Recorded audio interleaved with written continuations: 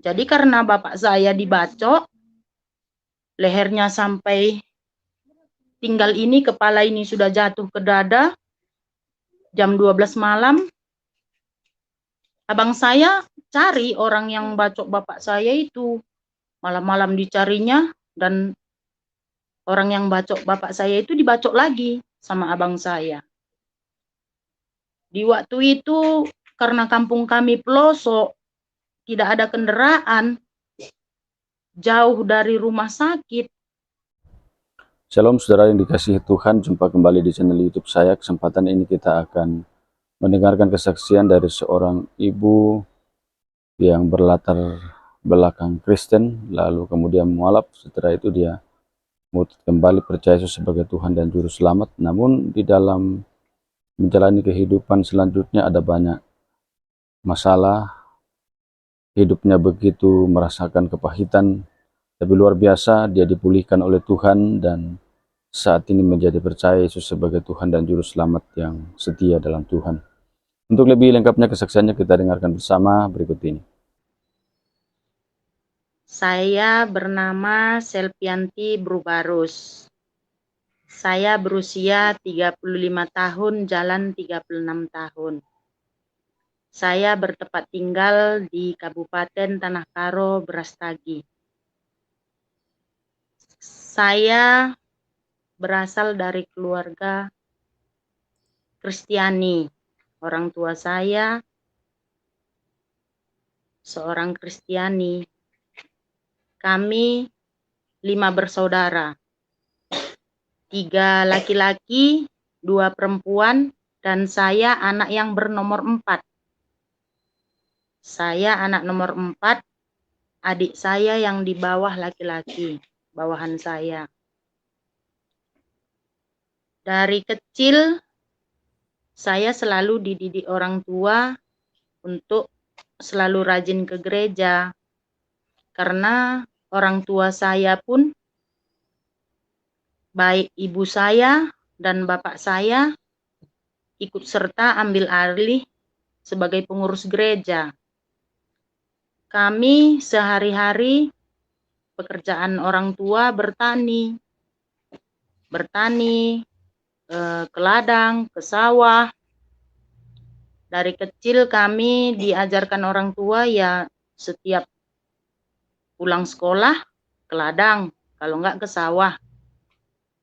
Di masa saya kecil itu, hari-hari yang saya tunggu hanya hari Minggu. Karena saat-saat hari Minggu itu yang hari yang menyenangkan bagi saya, karena namanya anak-anak kan hari Minggu yang cuman libur, nggak kerja. Karena orang tua saya kalau hari Minggu nggak ke ladang, nggak ke sawah gitu kan.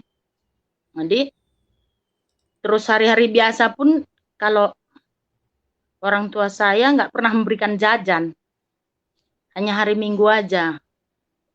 Jadi di saat waktu saya masih kecil itu, hari-hari yang saya nantikan hanya hari Minggu. Karena di situ nggak kerja, nggak ke sawah, nggak ke ladang, hanya ke gereja. Dan pulang dari gereja bisa main-main. Selain itu, ya termasuk orang tua saya di kampung itu, pada saat itu bisa dibilang orang berada. Jadi sawah lebar, ladang lebar, ternak pun ada, sampai melihara kambing juga gitu. Jadi waktu itu, waktu kami masa kecil itu nggak ada waktu untuk bermain. Hanya waktu bekerja, sekolah, bekerja, liburnya hanya hari Minggu. Tahun 98 terjadilah masalah sama orang tua saya. Karena ada masalah selisih paham sama tetangga. Akhirnya orang tua saya berantem. Karena di situ mungkin karena orang tua saya ini setiap ada yang menjual ladang, yang membeli orang tua saya. Jadi ada orang iri atau nggak terima. Jadi dengan cara lain dia membacok bapak saya tahun 98 bulan 7 tanggal 9. Itu kejadian jam 12 malam bapak saya dibacok.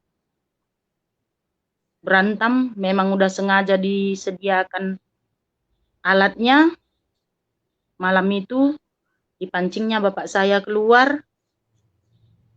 Bapak saya dibacok. Padahal di saat itu abang saya yang pertama sudah melamar tentara di Sibolga. Dan pada saat itu dia sudah keluar nomornya, udah masuk anggota. Tapi karena kakak saya yang nomor 2 mau menikah, abang saya itu datang dia. Jadi pas kejadian itu, ketepatan abang saya di situ karena dia belum pulang, belum balik ke tempat dia bertugas. Jadi karena bapak saya dibacok, lehernya sampai tinggal ini, kepala ini sudah jatuh ke dada, jam 12 malam, abang saya cari orang yang bacok bapak saya itu. Malam-malam dicarinya, dan orang yang bacok bapak saya itu dibacok lagi sama abang saya. Di waktu itu karena kampung kami pelosok, tidak ada kendaraan, jauh dari rumah sakit. Itu kuasa Tuhan itu, bapak saya hanya minta, tidak ada obat apapun, hanya ditutupi dengan bantal karena darah itu ngembus-ngembus gitu keluar. Bapak saya cuma minta, berdoa kalian semua. Malam itu kami berdoa, darah itu. Karena tinggal tenggorokan ini, kepalanya aja sudah jatuh ke dada. Jam 12 malam, kami bawa bapak ke rumah. Di situ aku masih berusia 12 tahun. Aku kelas 4 SD, tahun 98. Karena aku lahir tahun 86. Tanggal 9 bulan 10. Jadi kejadian itu saya masih kelas 4 SD. Pada saat itu kami berdoa. Akhirnya sudah pagi, bapak saya ini dipikul, dibawa pakai bambu, dimasukkan sarung, dibawalah ke tempat yang bisa mobil masuk, jauh sekitar 5 km perjalanan ke tanjakan. Sampai di tempat itu sudah jam 9 pagi. Tapi bapak saya masih tetap bertahan. Baru dibawalah bapak saya ke kota, ke rumah sakit Adam Malik Medan. Sampai di rumah sakit Adam Malik Medan jam 12 siang. Dari kejadian jam 12 malam sampai jam 12 siang, tidak ada pertolongan apapun selain pertolongan Tuhan Yesus yang membuat bapak saya bertahan hidup. Kami hanya berdoa dan menangis. Setelah itu abang saya lari, dicariilah sama polisi, dan abang saya ditahan. Begitu juga orang yang membacok bapak saya itu ditahan. Setelah itu bapak saya sama mama saya di rumah sakit selama 5 bulan. Abang saya yang paling tua di dalam sel tahanan. Karena kakak saya pada malam itu, karena dia pesta, ya dia sudah dibawa sama suaminya. Ikut bersama suaminya. Tinggal abang saya yang atasan saya itu, dia masih SMP kelas 1. Dia tinggal di Brastagi. Dia di situ tinggal di Brastagi bersama abang saya, abang dari Pak Tua. Dia tinggal di situ, kos di situ. Jadi saya dititipkan oleh ibu saya di kampung saudara ibu saya. Jadi kami nggak di kampung itu lagi kami. Pada saat itu langsung saya dititipkan dengan adik saya yang berusia 3 tahun. Kami berdua dengan adikku berusia 3 tahun. Kami dititip di situ. Abangku yang paling tua itu di penjara. Itu begitu besar rintangan yang dihadapi oleh ibuku. Begitu banyak cobaan yang akhirnya abangku tadi pun yang aturannya udah jadi tentara, bahkan sudah menjadi tahanan. Pada saat ibuku sama bapakku di rumah sakit, kami tinggallah di lingkungan baru yang harusnya aku beradaptasi di situ dengan lingkungan baru, tanpa sosok seorang ibu, tanpa sosok seorang ayah, dan menjaga seorang adik yang berumur 3 tahun. Di situ keluarga ibu saya ini Muslim. Adik dari ibu saya, dia Muslim, kami tinggallah bersamanya. Dan orang itu kurang peduli dengan saya dan adik saya. Jadi saya berjuang, saya pergi ke rumah orang, saya bilang saya mau nyuci pakaiannya biar dapat upah, biar bisa beli makan sama adekku. Nanti pergi ke tempat orang yang punya pelihara babi, dia membutuhkan kayu bakar, ku cari ke sungai, kayu bakar ku cari ke sungai, nanti dikasih 1.000, bisa untuk beli jajan sama adekku, selama 5 bulan. Setelah 5 bulan, bapak saya keluar dari rumah sakit. Kami pun tinggal di tempat kampung saudara ibu saya itu. Di situ kami tinggal di rumah ngontrak. Karena bapak saya nggak mau lagi pulang ke kampung itu. Tinggal semua. Baik ternak tadi, baik padi yang sudah mau panen, baik tanaman semua ditinggal. Bapak saya tidak mau balik ke sana. Karena bapak saya bilang, biarkan itu semua. Anggap itu seperti Sodom dan Gomora. Kayak gitu dibilang bapak saya. Tapi setelah keluar dari rumah sakit, bapak saya sangat berubah. Di saat itu, bapak saya sudah banyak berubah. Karena urat sarafnya ini sudah terputus. Jadi bapak saya itu dibilang udah bukan bapakku yang dulu lagi. Dia gampang marah, tidak tahu masalah saya dipukul, berjalan lambat laun. Padahal di saat itu karena bapak saya tidak mau mengharapkan harta yang dari kampung itu, ibu saya berjuang bekerja di ladang orang mengharapkan upah yang ibaratnya tidak cukup untuk berobat jalan bapak saya aja, uang itu tidak cukup. Jadi saya setiap pulang sekolah, saya kerja, apa aja disuruh orang nyuci kainnya, saya cuci, disuruh orang ngambil makanan babinya ke ladangnya, saya ambil. Nanti saya kadang ngambil kayu yang hanyut-hanyut di sungai, kadang saya cari daun ubi, saya ikati atau genjer saya jual supaya ada untuk tambahan untuk makan mama saya sama bapak saya kayak gitu. Jadi lambat laun setelah saya berusia 15 tahun, di situ memang hari ke hari saya selalu dapat kekerasan dari bapak saya. Karena tinggal saya di situ yang paling besar. Kakak saya sudah menikah, abang saya pun sudah keluar dari penjara, dia juga menikah. Terus abang saya yang nomor 3, dia tetap tinggal bersama abang saya, anak Pak Tua itu di Brastagi. Dia tetap sekolah di situ. Jadi karena tinggal saya, anak yang paling besar, yang sama bapak menghadapi bapak saya yang sudah agak rusak sarafnya, saya selalu kena kekerasan oleh bapak saya. Jadi pada saat itu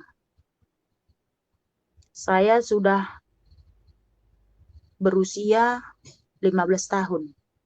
Saya kelas 2 SMP mau naik kelas 3 SMP. Di situ saya sudah tidak tahan. Saya pergi. Karena saya tahu ada Pak Uda yang di Pekanbaru, saya pergi ke sana. Saya pergi ke Pekanbaru, sampai saya di Pekanbaru, saya bekerja di pabrik aspal APC. Saya bekerja di situ jadi pembantu rumah tangga. Pada saat itu saya bertemu dengan mantan suami saya itu. Saya bertemu karena dia sapam di situ. Saya bertemu dengan dia. Saya karena tidak pernah pacaran, tidak pernah kenal gitu bagaimana rayuan itu laki-laki itu, ya selalu percaya aja. Apalagi yang selama ini yang saya dapatkan hanya kemarahan dari seorang bapak. Tiba-tiba saya bertemu dengan laki-laki yang sayang, perhatian. Jadi saya tidak panjang pikir kalau berbeda agama, tidak. Karena pun dia bilang kalau seorang perempuan itu harus ikut dengan suami, begitu juga agamanya pun ya ikut agama suami gitu. Tapi di saat itu saya dibawa ke Siantar, ke tempat abang dia. Rupanya dia sudah ngomong sama orang tuanya bahwa mau menikah dengan seorang gadis yang beragama Kristen, orang Karo gitu. Mertua saya ini tidak setuju karena dia masih identik dengan adat, dengan tata krama Jawa itu masih erat dia, karena keluarga dari suami saya ini masih keturunan ningrat, masih keturunan darah biru katanya. Jadi mertua saya ini tidak setuju kalau saya jadi menantunya. Tapi karena suami saya berkeras, akhirnya kami dinikahkan oleh abang dia. Suami saya 7 bersaudara. 7 bersaudara, 4 laki-laki, 3 perempuan. Suami saya nomor 6.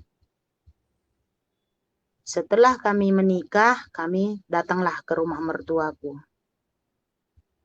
Yang tempat ibaratnya di situ betul-betul aku harus beradaptasi lagi dengan lingkungan, dengan suku beda, agama beda, semuanya beda drastis dengan kehidupan yang kuhadapi, yang kualami selama ini itu berbeda, jauh berbeda. Di saat itu saya tetap merasa bagaimana caranya ya supaya aku disukai, disenangi oleh mertuaku.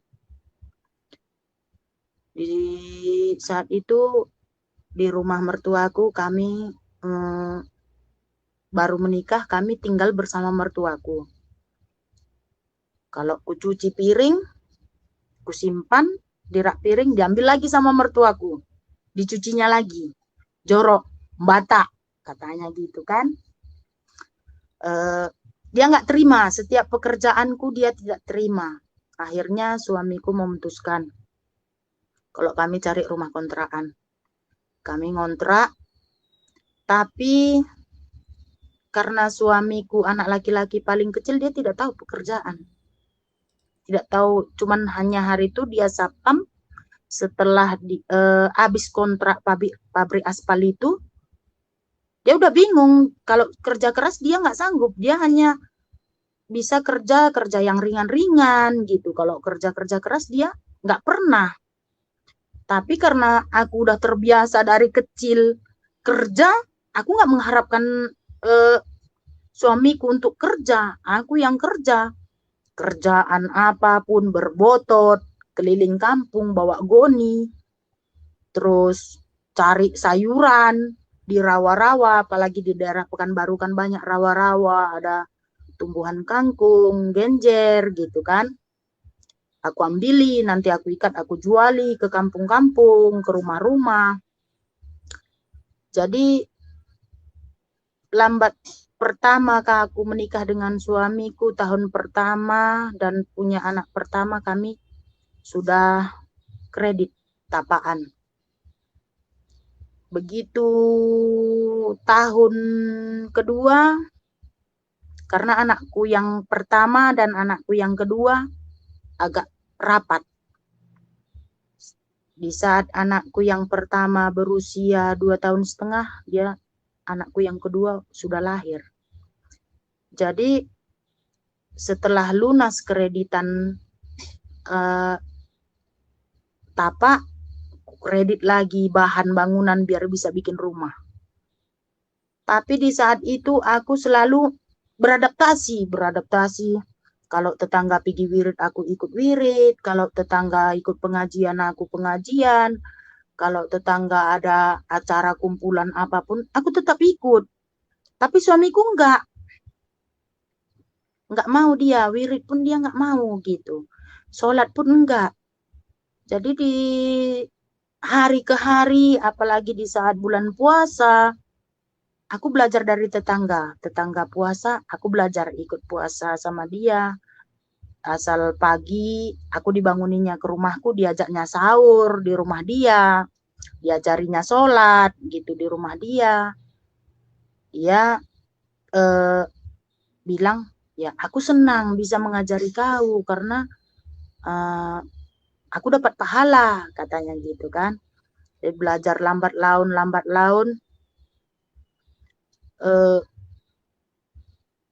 datang lagi lah anakku yang nomor 3. Begitu anakku yang nomor 3 lahir, dapatlah kami ujian yang sangat besar. Dapat cobaan ujian yang sangat besar di saat usia anakku yang 5 bulan.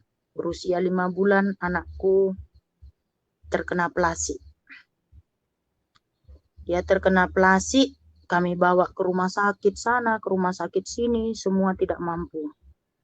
Terakhir kami bawa ke rumah sakit Citra Bunda di Pekanbaru.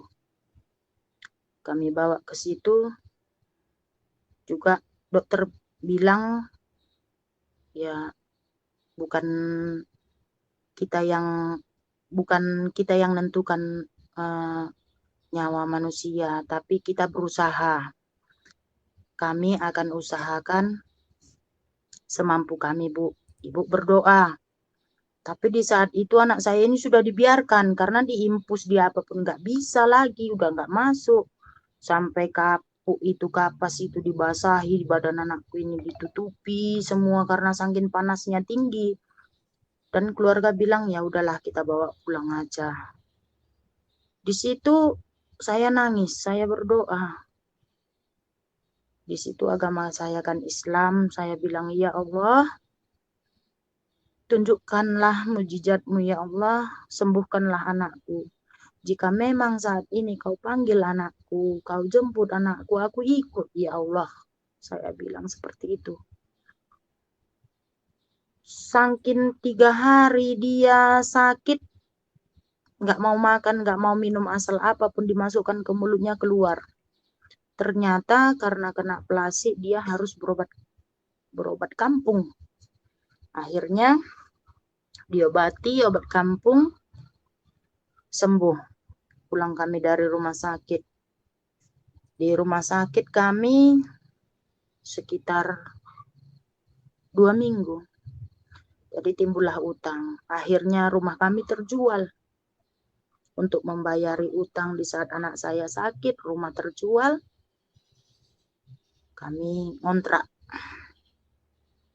Ngontrak sana, ngontrak sini, pindah sampai berapa kali kami pindah. Karena bukan nggak cocok tempat kami yang ngontrak itu. Hanya nggak cocok aja harganya.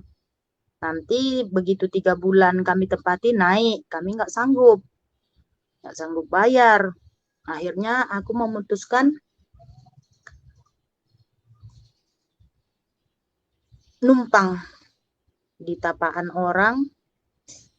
Ada di sana di Pekanbaru abang angkat saya, dia sama semarga sama saya nggak malu, saya datang ke rumahnya. Bang, aku udah nggak sanggup ngontrak terus bang, karena mahal kontraknya, uang nggak ada, untuk makan aja kami susah. Ini aku minta sama abang, aku minta bantuan, belikan aku tepas. Tepas itu gede.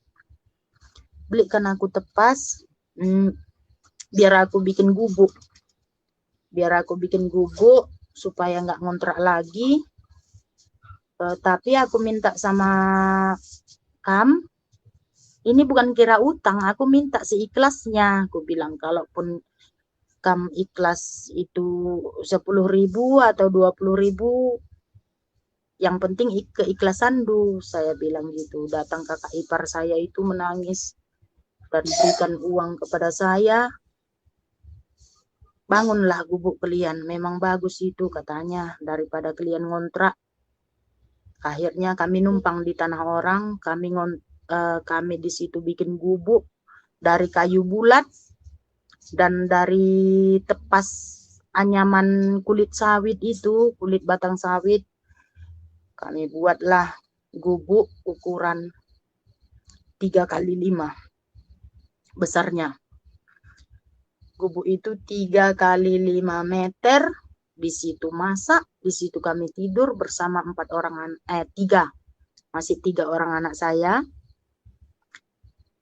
Karena ada tetangga yang waktu kami ngontrak itu berjualan di pasar. Saya terinspirasi juga, bagaimana ya kalau saya jualan juga. Jadi saya terinspirasi, saya jualan es dawet. Di saat itu pertama saya jualan, ya bisa dibilang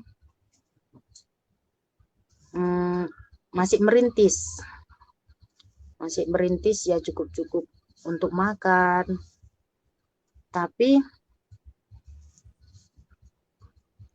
karena saya nggak tahu, saya tiba-tiba datang lagi anak saya yang nomor 4 ini. Datang anak saya yang nomor 4, di situ saya tidak terima. Saya bilang, Tuhan, kenapa selalu kau berikan aku anak, sedangkan hidupku susah. Sedangkan anak yang 3 ini aja pun susah untuk ngasih makannya. Kau kasih lagi, saya bilang. Terus saya seakan-akan kayak marah gitu sama Tuhan. Saya bilang, kenapa Tuhan? Banyak orang yang membutuhkan anak, banyak orang yang menginginkan sampai berobat kemana-mana, enggak juga, tapi kenapa aku kau berikan? Saya bilang. Saya nangis, saya seakan-akan tidak terima, karena sedangkan anak yang 3 aja pun susah saya ngasih makannya, gitu kan. Jadi pas di suatu malam saya berdoa sambil nangis. Saya bilang, Tuhan, kalau memang kau merasa pantas anak ini kau titipkan sama aku, ku terima, tapi aku pingin kali Tuhan punya rumah gedong. Kepingin kali aku kalau anak ini nanti lahir di rumah gedong. Saya bilang seperti itu. Setelah itu besoknya saya jualan laris. Jualan itu laris terus laris sampai saya bisa punya tabungan. Tapi di situ pun mujizat itu sebenarnya saya dapat, karena saya pun kalau saya dibilang Islam, tapi kalau di saat saya sedih, di saat saya dapat musibah, selalu saya berdoa menyebut Tuhan Yesus. Setelah itu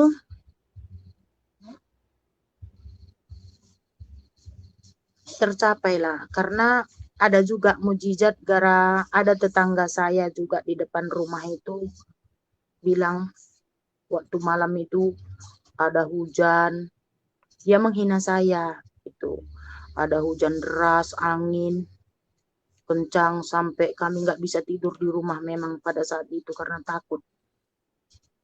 Karena di depan rumah saya itu pun ada pohon. Jadi pada saat itu pagi-pagi tetangga saya itu datang. Dia bilang, kami tadi malam nggak bisa tidur. Karena nengok dari jendela kaca rumahku, aku tengok, kapanlah terbangnya rumah Yanti itu. Gitulah katanya pagi-pagi itu ngomong sama saya. Tapi saya di waktu dia ngomong itu nggak marah, tapi kok kayak ada yang mengajari saya bilang, iya Kak, karena belum siap itu rumahku di sana, udah aku bangun gedung besar, belum siap, soalnya kan besar kali saya bangun, jadi belum siap. Nanti kalau udah siap rumah itu, pindahnya kami ke situ. Ku bilang kayak gitu, sedangkan tapaan apapun nggak punya, satu biji batu bata pun nggak punya.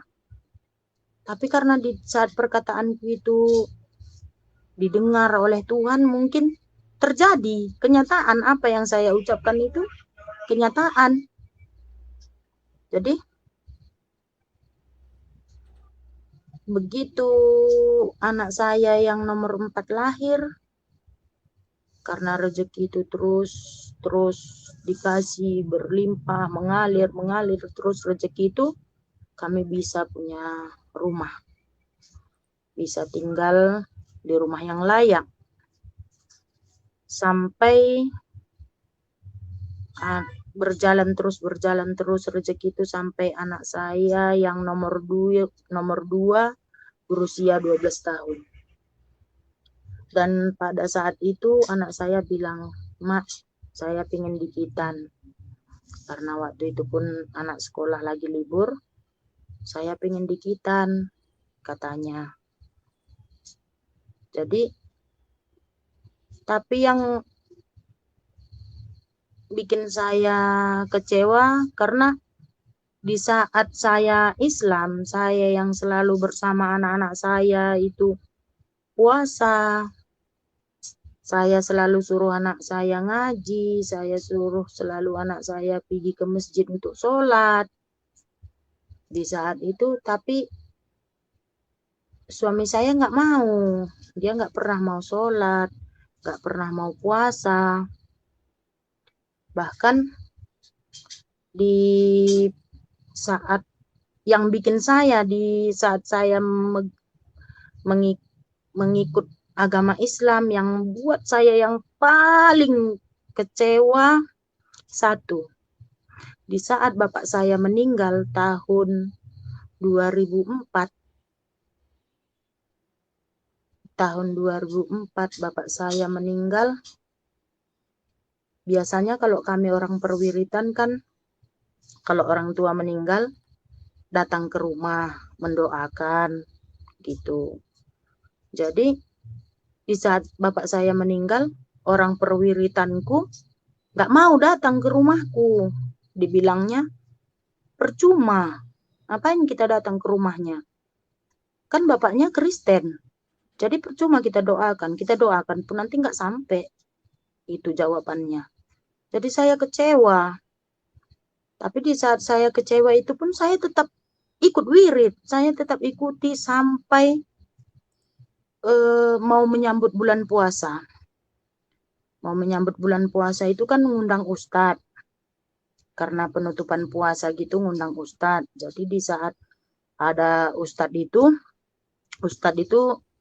mengajukan pertanyaan, siapa yang mau bertanya gitu. Jadi saya tunjuk tangan lah. Saya tanya, Pak Ustadz,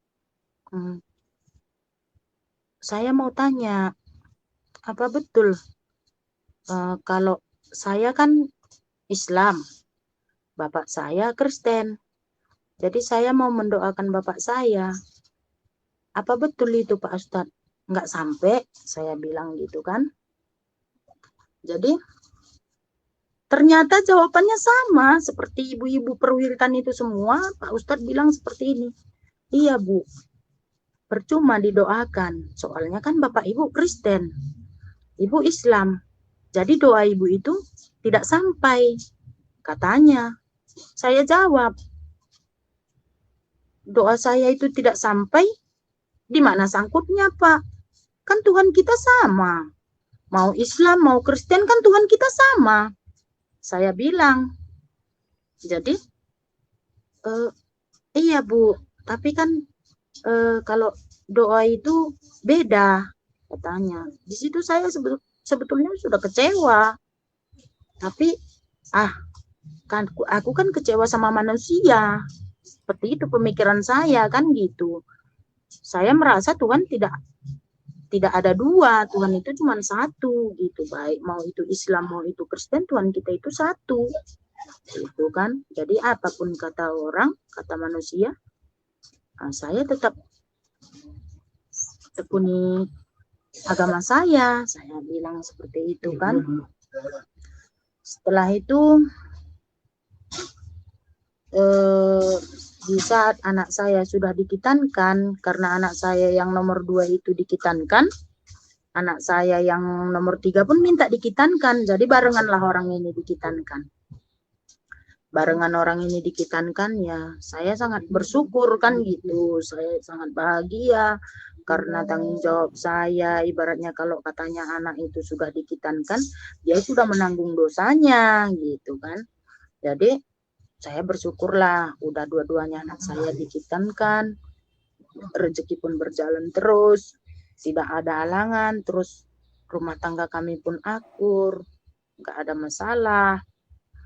Tapi satu yang buat saya jadi beban, setiap malam suami saya nasihati, pigilah Pak sholat sama anak kita, asal maghrib pigilah. Dia tetap tidak mau.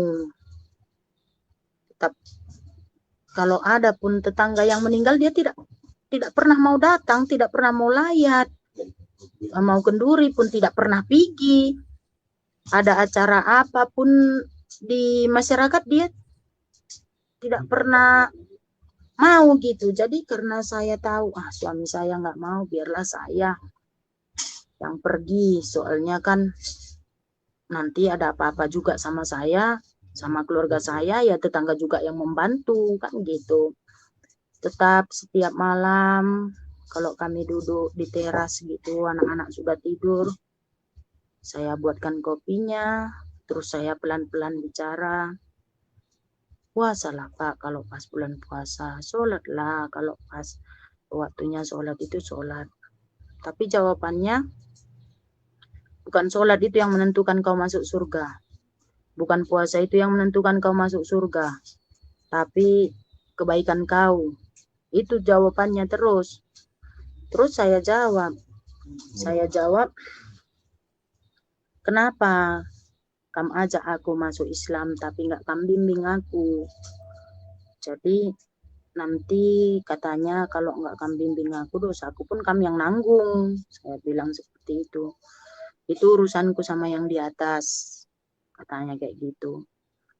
Tapi lambat laun terus saya pertama waktu itu cuman mau ngetes dia gitu kan. Kalau memang Bapak nggak mau puasa, nggak mau sholat, udah kita pisah aja. Saya bilang kayak gitu. Tapi jawabannya terserah. Oh, ya udah. aku pulang ke kampung, pulang tempat orang tuaku, saya bilang kayak gitu. Ya terserah, kalau kau mau pergi, tapi jangan balik lagi. Itu jawaban dia. Jadi mungkin di situ entah dia pun lagi emosi, aku pun lagi emosi.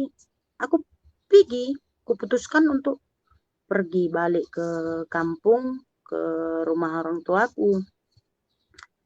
Akhirnya di sini pertama anakku kubawa. Akhirnya yang ikut sama aku 2, yang paling besar dan yang paling kecil, karena yang nomor 2 dan nomor 3 masih sekolah di sana. Biaya untuk urusan surat pindahnya pun susah, sulit, dana tidak ada. Akhirnya anakku yang nomor 2 dan nomor 3 ikut dengan abangku. Abangku yang paling tua kan tinggal di Pekanbaru. Jadi ikutlah bersama abangku dia, sekolah sama abangku. Di sini aku ikut orang tua, akhirnya karena mama pun tinggal sendiri, aku memutuskan untuk cari rumah kontrakan. Cari rumah kontrakan sama anakku. Yang anakku sudah SMA yang paling besar. Yang perempuan, anakku yang paling besar perempuan. Dia SMA, sekolah di sini, sama anakku yang paling kecil. Pada waktu itu kami pindah itu masih TK. Masih TK, kami ngontrak di sini, aku kerja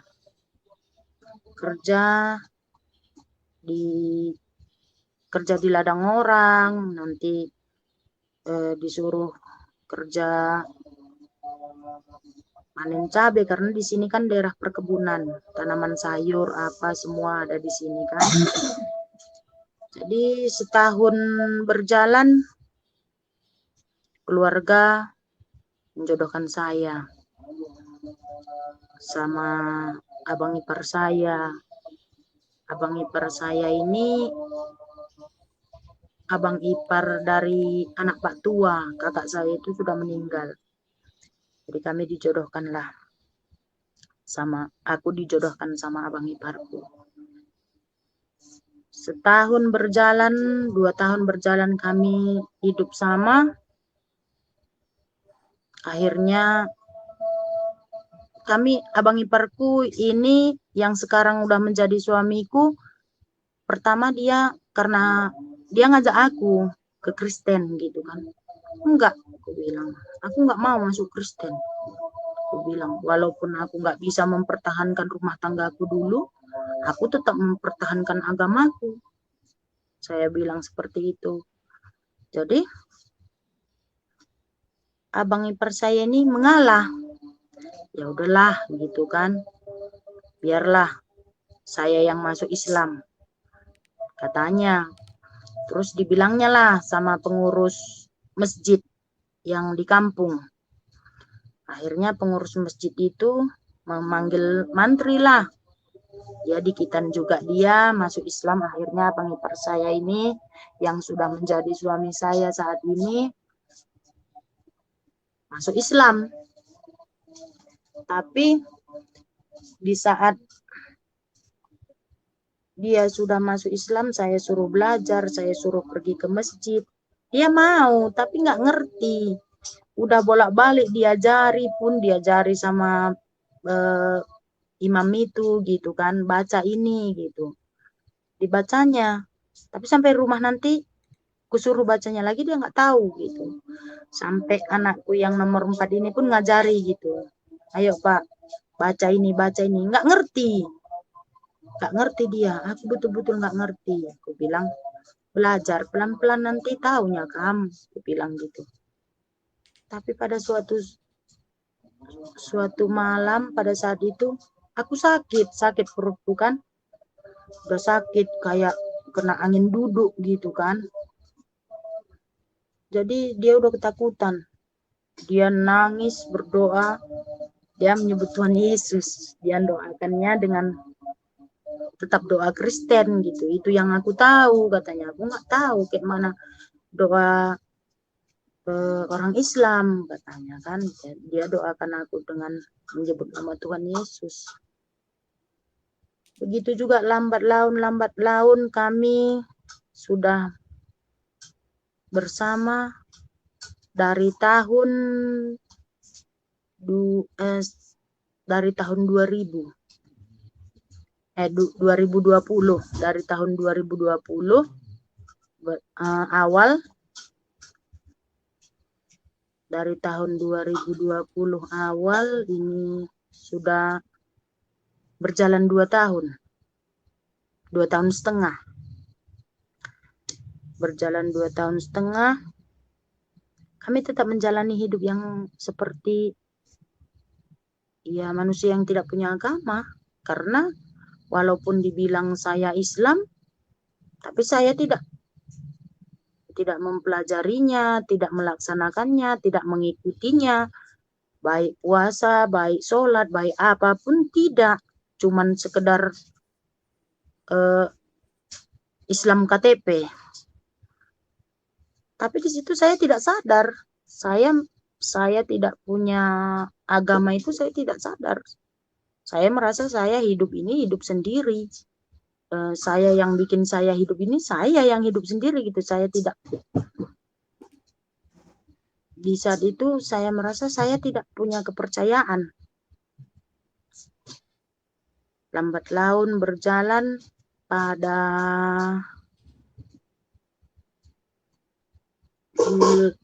tanggal 3 bulan 10 tahun 2021. Disitulah saya sakit. Saya pendarahan ke rumah sakit. Pertama saya dibawa ke rumah sakit 3 hari, berhenti sembuh, ke rumah. Sampai di rumah seminggu kemudian pendarahan lagi, ke rumah sakit lagi. Terus 2 hari pulang ke rumah,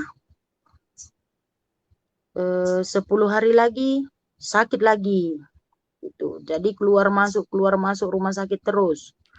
Yang terakhir bulan 3 awal, di situ saya sakit lagi.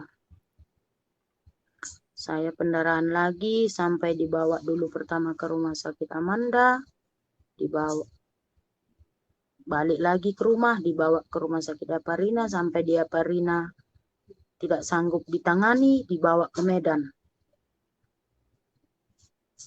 Pada saat itu pendarahan yang begitu parah, darah itu banyak kali keluar, sampai dokter pun heran. Dicek penyakitnya selama saya keluar masuk rumah sakit, dokter nggak dapat penyakitnya. Di USG dicek, dimasukkan alat, diperiksa, nggak ada dapat penyakitnya. Yang bisa dilakukan dokter setiap saya ke rumah sakit hanya menyuntikkan pemberhentian darah, sama diinfus, sama antibiotik, itu aja. Karena dokter nggak tahu apa penyakitnya. Kalau darah ini terus keluar, disuntikannya biar supaya berhenti darah, gitu aja kan. Terus yang terakhir bulan 3 tanggal 17 saya masuk rumah sakit lagi. Saya masuk rumah sakit, abang saya dari anak bapak tua saya itu meninggal. Jadi saya mintakan saya pulang. Saya pulang ke rumah. Setelah abang saya itu dari anak bapak tua saya itu dikebumikan, malam itu kumat lagi, sakit. Datang kakak saya bilang, Oh, sebelum itu pun memang saya udah pernah didoakan.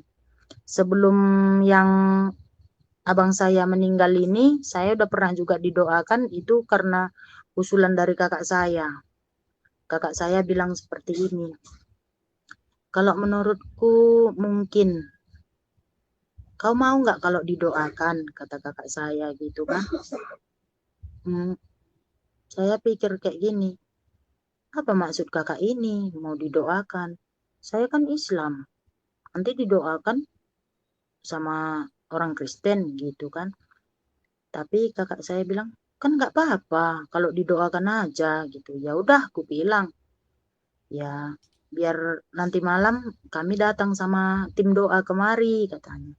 Ya, saya bilang kan. Pada malam itu datanglah tim doa ke rumah bersama kakak saya. Kakak saya bilang, ini adik saya. Dia minta tolong didoakan karena selama ini sakit gitu kan. Ke rumah sakit pun nggak tahu, nggak dapat penyakitnya katanya. Jadi tim doa itu bilang sama saya, kamu apa agama Bi? Katanya. Saya bilang, saya Islam. Dibilangnya ya nggak apa-apa Bi. Kami semua melayani siapapun yang minta didoakan, kami bersedia katanya gitu kan. Jadi, oh ya, saya bilang. Terus dia bilang, Bibi mau kudoakan? Mau. Bibi pingin sembuh? Iya, saya bilang gitu kan. Tapi kalau Bibi mau sembuh, Bibi harus percaya sama Tuhan Yesus. Katanya gitu. Di hati saya, ini kan udah akal-akalan orang ini nih semua ini. Biar supaya saya masuk Kristen. Biar supaya saya ke gereja. Ini akalan kakak saya ini. Seperti itu pemikiran saya. Karena selama saya yang sudah pisah sama suami saya itu, keluarga saya ini semua bilang sama saya, udahlah ke gereja aja kau balik, ngapain lagi? Orang sama suamimu pun bukannya kau diajari, bukannya kau dituntun. Apalagi nih udah pisahnya kalian, udah baliklah kau ke gereja. Baik ibu saya, baik abang saya yang di Pekanbaru, baik keluarga semua gitu, nyuruh saya untuk ke gereja. Saya bilang tetap saya berkeras, saya keras kepala, saya egois, saya bilang tidak.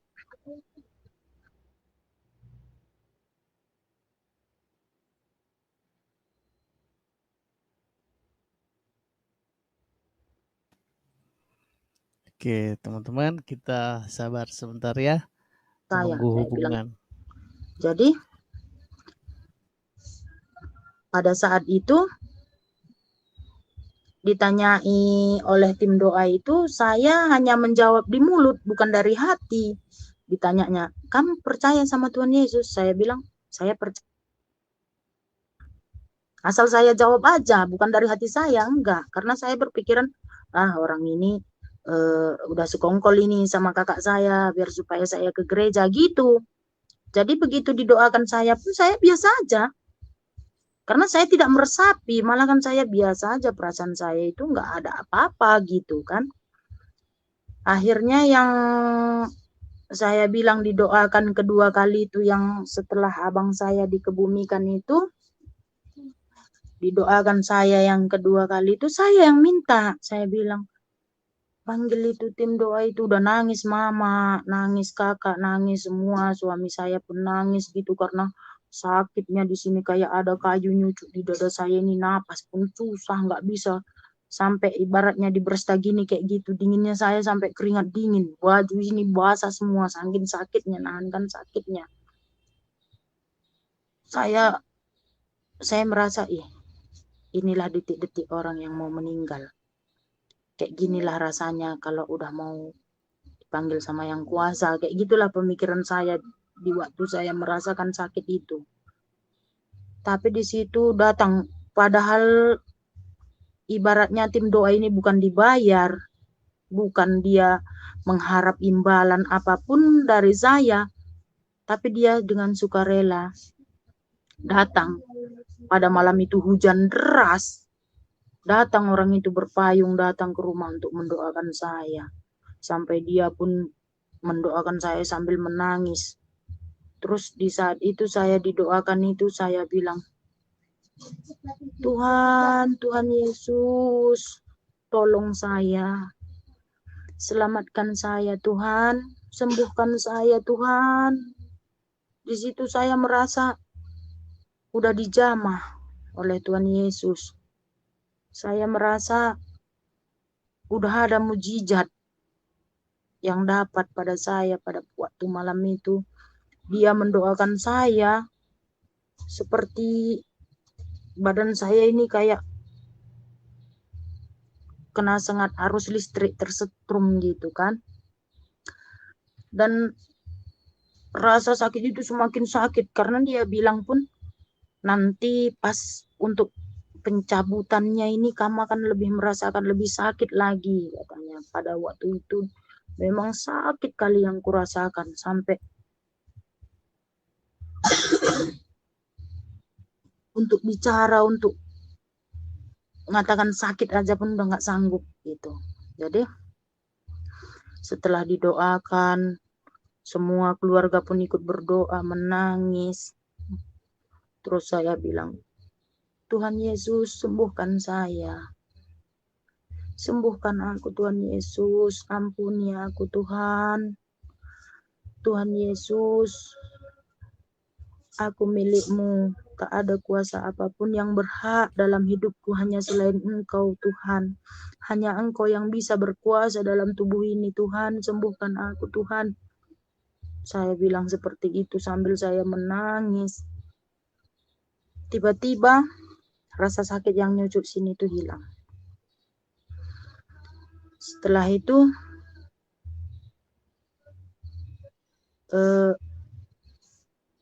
begitu orang itu pulang semua udah enakan di badanku.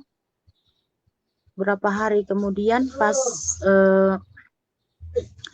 malam minggu saya bilang sama suami saya, besok ke gereja kita, saya bilang gitu kan. Dia terkejut sambil tersenyum. Dia bilang, oh iya, sambil tersenyum kayak merasa kayak apa gitu kan. Saya bilang, saya pingin ke gereja. Jadi suami saya bilang, ayolah ke rumah abang. Karena rumah abang saya yang nomor 3, abang yang atasan saya kan tidak jauh dari rumah saya. Jadi kami pergilah ke situ. Kami pergi ke rumah abangku. Malam itu kami bilang, Bang, nanti hari Minggu aku mau ke gereja. Situ pun abangku ketawa gitu. Ketawa dia. Kayak merasa nggak mungkin. Karena selama ini pun udah menyuruh untuk ke gereja itu saya nggak mau gitu. Kok ini tiba-tiba minta ke gereja gitu kan. Terus kakak ipar saya bilang, oh terima kasih Tuhan, katanya. Engkau sudah mendengarkan doaku yang kudoakan selama ini. Aku pingin kali kalau dia ke gereja, adekku ini ke gereja, katanya. Selama ini ternyata dia mendoakan saya gitu. Supaya tersentuh hati saya, supaya saya ke gereja. Akhirnya hari Minggu itu, karena mama saya pun senang kali, mama saya sama kami agak berjarak jauh lah, karena mama saya kan tinggal di Sembahe. Karena saya bilang saya ingin ke gereja, mama saya pun datang ke Brastagi pada hari Minggu itu sama abang saya, sama mama saya, sama keluarga semua kami pergi ke gereja. Pulang gereja kami, mama saya bilang kumpullah kita makan rame-rame, kita sama-sama makan ini, ngucap syukur bahwa saya mau ke gereja, keluarga semua senang. Setelah minggu pertama, minggu kedua, kami ke gereja terus. Aku nggak pernah sakit lagi. Sampai obat yang dikasih dokter yang untuk jangka 3 bulan itu pun nggak aku makan lagi. Obat itu nggak aku makan lagi. Karena aku bilang sama, udah lama nggak usah aku makan obat ini lagi. Makanlah anakku, itu kan antibiotik itu. Di dalam kan lukanya belum sembuh katanya. Nggak aku makan lagi. Budek pun aku dibikin obat ini, mak udahan. Udah terlalu banyak obat yang ku makan. Saya bilang kayak gitu kan. Jadi obat itu saya buang. Saya buang obat itu sampai sekarang ini, puji Tuhan, saya tidak pernah kumat lagi penyakit saya tidak pernah merasakan sakit lagi di perut saya, di dada saya, nggak pernah. Tapi saya yakin, saya percaya, saya sudah disembuhkan oleh Tuhan Yesus dari sakit. Saya sudah diberikan kesempatan lagi untuk hidup, agar saya kembali kepadanya karena Tuhan Yesus sudah merindukan saya. Saya seperti dombanya yang hilang, jadi Tuhan Yesus sangat menyayangi saya. Jadi saya tidak akan gentar lagi, saya tidak akan mengecewakan Tuhan Yesus lagi yang kedua kali, saya tidak akan mengecewakannya lagi. Jadi saya saat ini lebih banyak meluangkan waktu untuk baik bersaksi ataupun pergi menara doa atau PA atau apa yang ada di dalam gereja, semampu saya ikuti, saya pelajari.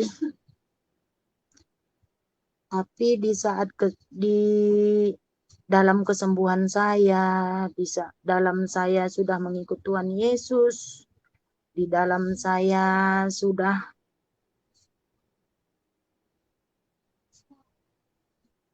balik ke Kristen, saya sudah sembuh. Tapi begitu banyak pergumulan-pergumulan yang saya hadapi. Tapi pergumulan itu tidak membuat saya untuk tidak kuat, karena saya yakin Tuhan Yesus tidak akan membiarkan saya jatuh sampai terjatuh. Karena saya yakin Tuhan Yesus sangat menyayangi saya, sangat menyayangi saya. Walaupun begitu banyak ujian, cobaan yang saat ini saya hadapi, saya tidak gentar. Karena saya yakin Tuhan Yesus akan selalu menopang dan menolong saya. Baik pergumulan di dalam keluarga, baik pergumulan di dalam rumah tangga, baik pergumulan di dalam perekonomian, saya tetap kuat. Karena pada saat ini pun saya masih bisa tetap makan. Saya masih bisa bekerja karena saya sudah diberikan kesehatan, kekuatan oleh Tuhan. Jadi saya tidak takut. Saya selalu kuat.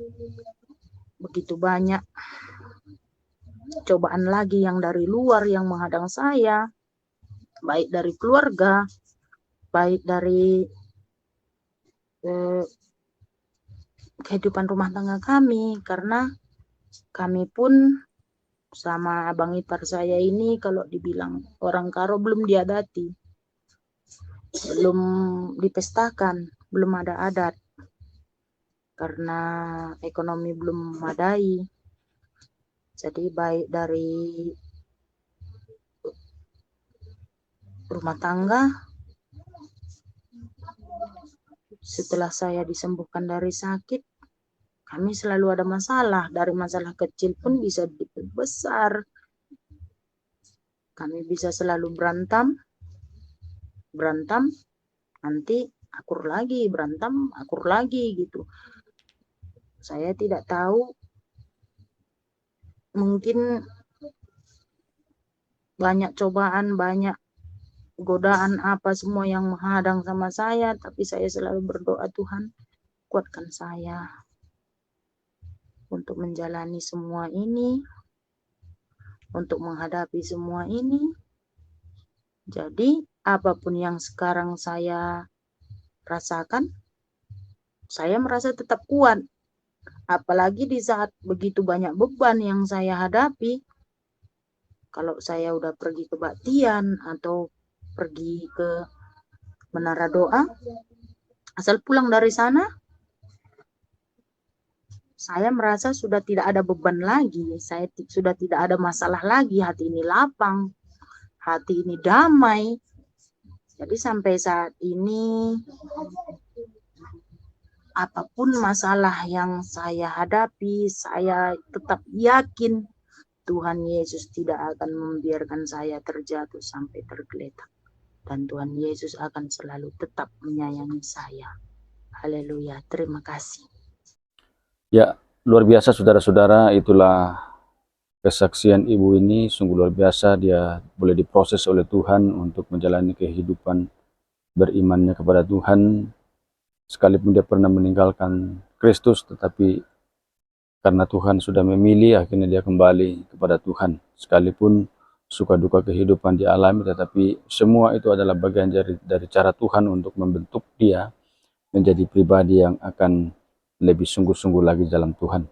Semoga kesaksian ini boleh menguatkan iman kita, menjadi penyemangat bagi kita bahwa kita sebagai orang percaya kepada Kristus memang akan menghadapi banyak tantangan, tetapi di balik semua itu Tuhan punya rencana yang baik bagi kita sekalian. Jangan lupa untuk terus mendukung channel ini saudara-saudara dengan cara like, subscribe, dan share supaya saudara terus mendapat notifikasi video-video terbaru dari saya. Dan terlebih channel ini akan terus berkembang dan menjadi saluran berkat bagi banyak orang. Sampai jumpa di video-video berikutnya dan Tuhan Yesus memberkati.